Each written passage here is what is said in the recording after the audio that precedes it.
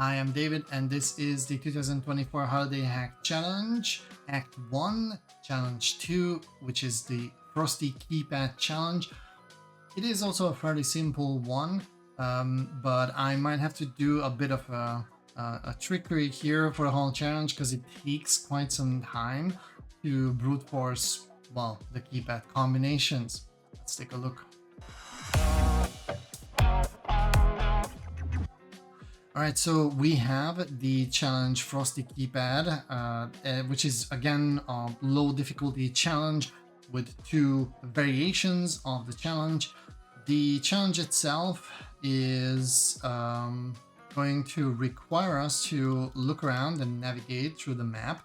By the way, I forgot to mention, but there is an awesome new feature, which is the map feature. So very easily you can navigate and find the challenges and various exits on the map. So during the prologue in the orientation video, I explained how you can reconstruct the map, but this is no longer really needed, at least not for the finding the challenges. For finding items, for example, that trick is still very useful. If you don't know what I'm talking about, there's a WebSocket in the background. Check out the orientation video. I explain how you can leverage that and find items. And in this challenge, we need 2 items, at least if you want to make it easier for yourself. The challenge is here. There's a Frosty Keypad, and Marcel Nougat is the elf. So talking to the elf, we'll get a bunch of hints for the challenge, which is much needed. So the elf tells us that there is a book for this challenge, which can be very, very useful. And without that, it is really the hard challenge where you will be able to potentially brute force the key combinations. The keypad will accept 2 combinations. The easy one is the first one you will be able to find by using the hints and solving it the easy way, and the hard challenge is really just brute forcing it. The challenge is also going to be important, by the way, for solving the hardware hacking challenge, or at least making it easier. The hint here is about telling us about the importance of what you can have. So this is not strictly a hint for this challenge, but more like solve this and you will have an easier time. You will get some nice treasures out of it. You have to collect a book that the elf Marcel is talking about. This will be the book that contains the key combination, but it's a very basic, simple cipher that we need to decipher and find out. And then this is another hint on using a UV light on the keypad to find the commonly used keys. This is actually a pretty cool technique that you can also use in real life, or just look at the smudge on the keypad. That's also something that I like to take a look at. It works also with phones where the user of the phone has a key combination or a pattern lock. It will leave a trail of smudge on the screen. So the book is located over here. We're just going to pick it up. And this book, by the way, opens up in a separate screen, and the UV light is hiding behind this crate. So these are the 2 items we need to solve the challenge. So you can check that we collected these 2. I'm gonna open the book here because we're going to need this Frosty book. This book has multiple pages. Nice sound effect because I'm turning the pages. Altogether there's 14 pages, and you see that there's some sort of like poem or story on the pages. We'll see how that is used. And the UV flashlight, it was kind of flaky for me, so we will see if that one works. But as we open up the challenge, sometimes the UV flashlight does not appear on first try. Yeah, I think it's a bug in the game. The good news is you just have to close the challenge and reopen it. Now, you will have this note, regardless if you collected the book or the UV light. And these are the this is the information basically for the key. The digits of the key are encoded here. And this is why you need the book. So you will have to figure out what these numbers actually mean. It's a fairly easy task to do. Let me just close this one up now and open it again. The UV light, I think, should appear. Yeah, there we go. So as you click on the UV light, you can move it and it also turns on. So we can check the digits and we find that number 2 and the digit number 6, number 7, number 8 as a smudge, and also the enter key. So again, 2, 6, 7, 8, and well, of course, the enter key is there. But we have 5 of these things. We don't know it yet, what they actually mean. But because we have, okay, because we have 5 of them and only 4 digits here, we can suspect that it's probably a 5-digit code. So one of the digits should repeat because we have all 4 other digits with a smudge on them. So this narrows down the combination significantly, but it is actually much easier than that because we can really just try to decipher this note here. So when you look at it, you probably have the idea for the first digit here because we had only 14 pages for the book. So the first number is actually the page number. The second one is something that you probably would think like maybe it's the line number. At least for me initially, that was the idea. But if you look at page 4, there is 1 digit, and probably there are like in this order, but we don't know it yet. And here the second number is 19, so it cannot really be the line number because we don't have that many lines, but we have that many words. So here we're really just counting words probably, and the last one, well, what's in a word? Letters. So the last number here is the letter. But how does that relate to, well, numbers? Now, if you pay attention to the sound that these keys make, it resembles to a phone, right? These like numbers kind of feel like that you're dialing on a phone. And if you look at a phone keypad, some of the keys have letters associated to them. So that means that if you find the appropriate letter in the book, we just have to look it up on a phone's keypad, and that should give us a number, a simple cipher basically. We just crack the code. All we need to do is interpret the numbers. So on page 2 is where we have our first digit. What was the word number is 6 and the first letter. So 1, 2, 3, 4, 5, 6. And we need the first letter, which is the letter S. And the letter S is number 7. And out goes there the first number. Then on page 4, the 19th word. 1, 2, 3, 4, 5, 6, 8. I'm counting this one as 1. That was 8, 9, 10, 11, 12, 13, 14, 15, 16, 17, 18, and 19. So this is the word what, and I forgot what was the letter, the third letter. That's letter A. Letter A is number 2. I'm sorry.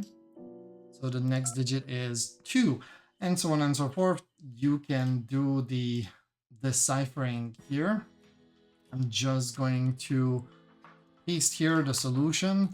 So this is the cipher here, and these numbers decode to the following letters, which is Santa, surprisingly. I actually didn't realize it until right now when I looked at the letters. So Santa is the combination. You could have guessed that probably. And these are representing the numbers 7, 2, 6, 8, 2. So let me just enter the rest of the digits. What was it? 6, 8, 2. and then we hit enter. And this is the easy version of the challenge. Now, for the hard version, we have various strategies that we can follow. I recommend the following, and this involves looking at the traffic using, for example, burp proxy. So here we have the challenge. I wonder if I can zoom. No, well, I should try to zoom up here the fonts, but this is the request that was sent, and this is the key combination here. So what I can do, for example, is I can send this to intruder, and I will substitute here the answer with I don't know, just zeros probably. And for intruder, I can use the answer field as a payload field, and I would like to do simple attack is enough for us because there's only one field. I'm going to use the brute forcer, and I am going to use just those 4 numbers that we identified on the keypad. So we saw that we had smudges on the keypad for number 2, 6, 7, and 8. And the minimum length was 5, maximum length is also 5. So this, without any thinking, gives us 1024 combinations. It is actually something that is a bit easier compared to this number. So if you take into account that the case where the 2 repeating digits are present in a number are not separate cases, but it's the same case, you can actually reduce this to I think 240 different combinations, if I remember correctly. I tried to do this in a different way, and I ran out of patience to actually implement it. So I just ran the brute force in the background, which I'll start now. And it finishes relatively fast. So while I was working on a more smarter solution, I actually got the solution. Now, what if you do not collect the items? For this hard version, you do not need actually the book at all, so we're not deciphering here anything, but you still probably want to reduce the number of possibilities here to make brute forcing a bit faster. And as you can see, it's advancing, but it's not lightning fast. So far we sent a bit over 60 different variations. So let's try to be a bit smarter. What if you haven't not collected the UV light? You can still easily figure this one out. So let's do view source here. And, it's actually here, I think. See if this actually loads. If it doesn't, then there's always the other resort. You just open this in a separate window. And I will try to look at the source here. There we go. So if you reload the source, and I'll try to zoom in here so you can better read it. You can browse through the source code of the challenge. You will see here the variables, and reading through the code, you will reach eventually a part for the UV light functionality. Can't remember where it was, so let's just scroll down here. If I won't be able to find it, then I'll just search for the UV light part. There's it. Check your flashlight is over special keys. So without the UV light item, you can still narrow down the brute forcing if you find this part of the client-side code. Very, very easy. This is actually what the UV light item is just doing for you. All right, So what will happen during the brute forcing is we're going to reach, let me see if I can remember. Yeah, we will reach the combination that was unlocking the first part of the challenge. And this will not grant us silver if you already have the silver. If you are just doing brute forcing and you just keep on brute forcing the solution, then you're actually going to get silver, and after a while you're also going to get the gold version of the solution, which is pretty funny. So here you can see that the status code is no longer 400. So in Intruder, there are ways to filter. I do like to manipulate sometimes with the status code, and we can see that the status code here is just take a look here. So it is returning a 400 bad request code. So I can just turn off 400s, and Intruder will filter down the solutions, and we only have the 200 solution that remains.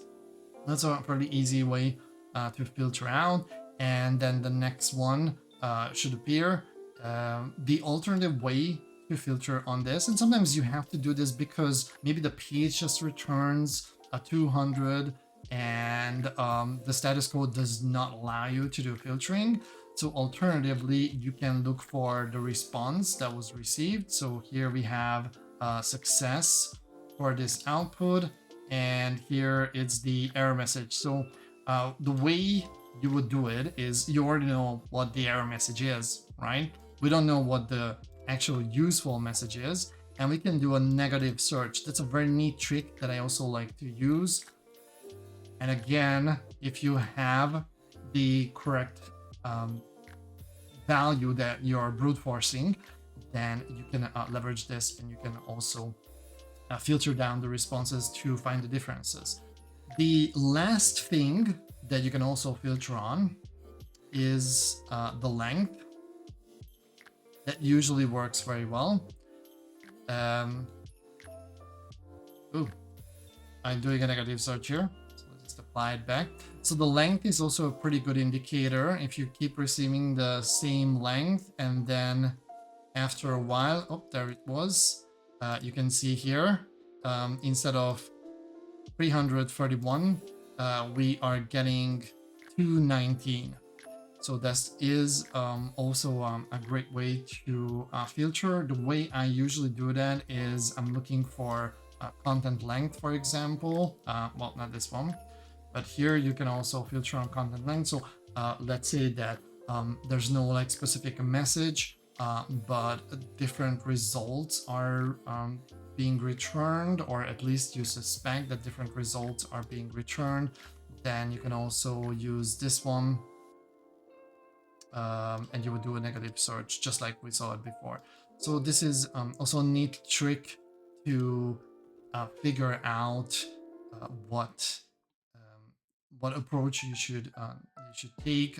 What would be the answer that you're not looking for. So you can do these negative searches.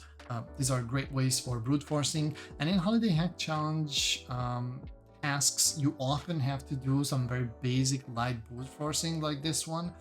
So these are useful tricks to learn. And the fact is, in real life, you often have to use Intruder to look through the various versions.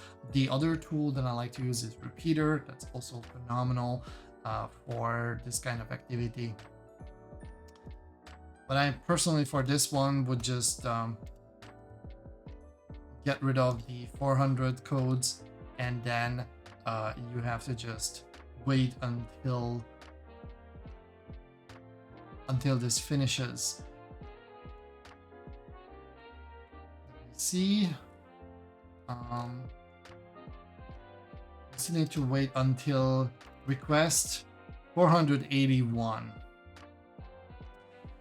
So in the meantime, what you can do while you're waiting is you can also go to the Holiday Hack Challenge and navigate through the various elves. In this act, we have additional elves around.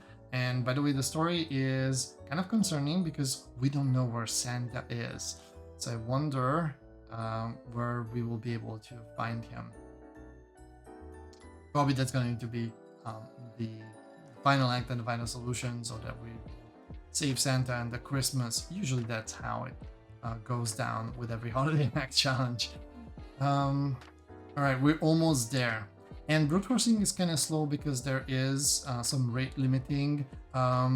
This is probably a good opportunity to also mention that as you go through the challenges and you suspect that something fishy is going on, and I think that was the case with either this one or maybe the hardware challenge, there is a status one. This is something that for the first year I didn't even check because I was not aware.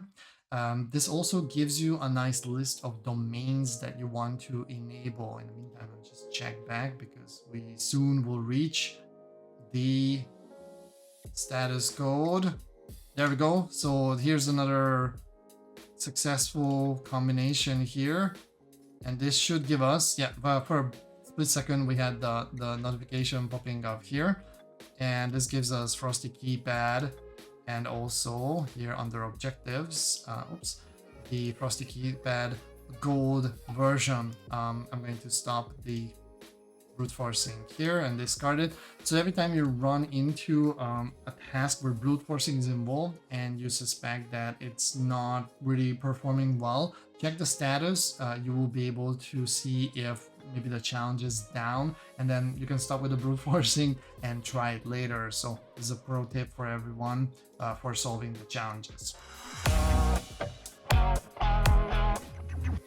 So this was Frosty Keypad. The next one is Hardware Hacking 101, and that's actually a two-parter. So I'm going to break it down into two separate videos. If you would like to see how to solve the Hardware Hacking 101 Part 1, then come with me to the next video.